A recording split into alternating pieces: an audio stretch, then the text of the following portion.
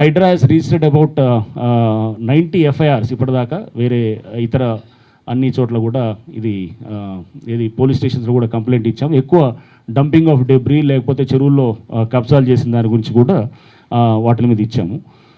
So Hydraa police station కూడా అది కూడా ఇప్పుడు అవుతుంది, ఇంకా ఫైనల్ స్టేజెస్కి వచ్చింది. దాంట్లో ఏంటంటే ఆ పవర్స్ డెలిగేషన్ దాని మీద కూడా ఇది జరుగుతుంది. And so these are the issues. And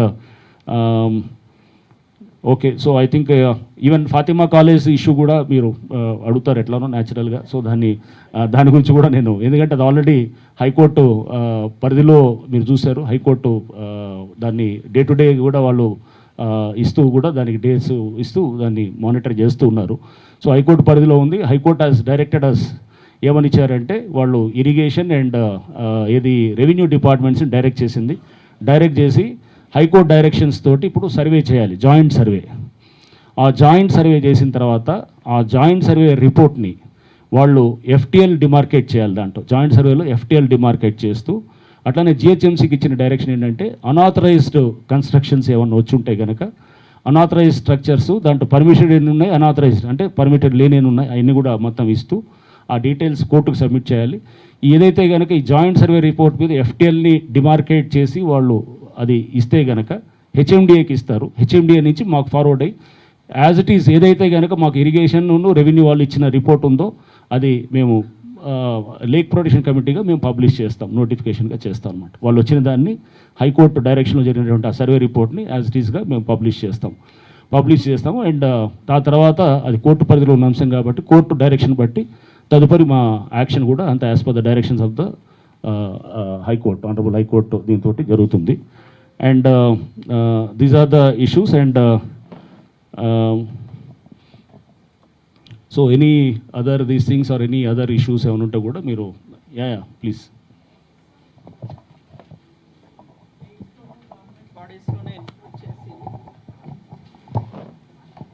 enquiry చేసి రేజ్ చేస్తున్నారు కదా, కొన్నేమో permitted structures with building permission and all they are rising, కొన్నేమో పర్మిషన్ లేని స్ట్రక్చర్స్.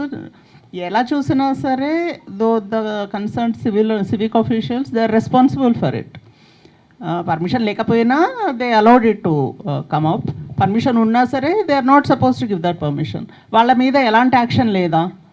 ఇప్పుడు మీరు చెప్తున్న దాంట్లో దీంట్లో బెస్ట్ ఎగ్జాంపుల్ ఈస్ కోర్టులో ఉన్నటువంటి ఈ సల్కం చెరువులో they have ordered for public ఇది enquiry from principal secretary MAUD, principal secretary irrigation, principal secretary ఎవరు మన రెవెన్యూ అండ్ ప్రిన్సిపల్ సెక్రటరీ ఎడ్యుకేషన్ని ఇస్తూ ఎక్కడ పర్మిషన్స్ లేకుండా ఎలా ఇదంతా దాని మీద ఒక సమగ్రమైన ఎంక్వైరీ చేసి అధికారులను ఎవరు దాంట్లో ల్యాప్సెస్ ఉన్నాయో ఇవ్వమని చెప్పి కూడా ఇవ్వడం జరిగింది.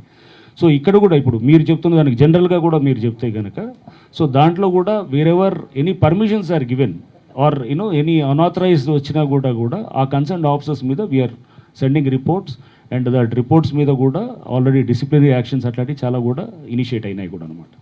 సార్ హైకోర్టు రీసెంట్గా డైరెక్ట్ చేసింది సార్, SOPs లేవు, SOPs ఉన్న తర్వాతనే ఫర్దర్గా వెళ్ళాలని చెప్పి అటువంటి ఏమైనా ఆదేశాలు ఇచ్చిందా? అవి మీకు కమ్యూనికేట్ అయినా ఏం చేస్తారు? కరెక్ట్, అది మన హైకోర్టు SOPs మీరు ఏ SOPs ఫాలో అవుతున్నారో మాకు ఇవ్వని అన్నారు. మా దగ్గర SOPs ఉన్నాయి.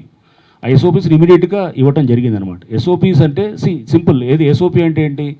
ఒక పబ్లిక్ ఎవరో వచ్చి మాకు కంప్లైంట్ ఇస్తాడు ప్రజావాణిలో ఫర్ ఇన్స్టెన్స్ ఒకటి ఇచ్చి ఇదిగో పలానా పార్కు కబ్జా అవుతుందని అంటాడు. అది ఒక కంప్లైంట్ మీద తర్వాత నెక్స్ట్ ఏం చేస్తాము, ఇమీడియట్లీ ఒక అధికారికి ఎంట్రస్ట్ చేస్తాం. అధికారి does A preliminary enquiry. Preliminary enquiry చేసి అతను కొన్ని బేసిక్ డాక్యుమెంట్స్ అన్నీ కలెక్ట్ చేసి ప్రిలిమినరీ ఎంక్వైరీ చేసిన తర్వాత దెన్ రిపోర్ట్ ఇస్తాడనమాట. ఈ పార్కు ఇగో ఇది ఇట్లా ఉన్నది, ఇదిగో దీంట్లో కబ్జా అయిందో కబ్జా కాలేదో కొంత ఒక దీంతో ఇస్తాడనమాట. ఇచ్చిన తర్వాత దాన్ని చదివిన తర్వాత దెన్ ఫర్దర్గా ముందుకెళ్ళడానికి పర్సనల్ హియరింగ్ కండక్ట్ చేస్తాం అనమాట. పర్సనల్ హియరింగ్ ఎవరు ఉంటారు? ఎవరైతే పిటిషనర్ ఉంటాడో అవతల రెస్పాండెంట్ వాళ్ళందరూ ఉంటారు. దాంట్లో అది ఏంటనేది ఒకసారి ప్రిలిమినరీ ఎంక్వైరీ రిపోర్ట్ మీద చేస్తాం. అంటే petition first followed by enquiry తర్వాత ఫాలోడ్ బై పర్సనల్ హియరింగ్ తర్వాత నెక్స్ట్ ఈజ్ పర్సనల్ హియరింగ్లో ఎస్టాబ్లిష్ అయితే ఏం జరిగింది ఏంటనేది ఎస్టాబ్లిష్ అయిన తర్వాత దెన్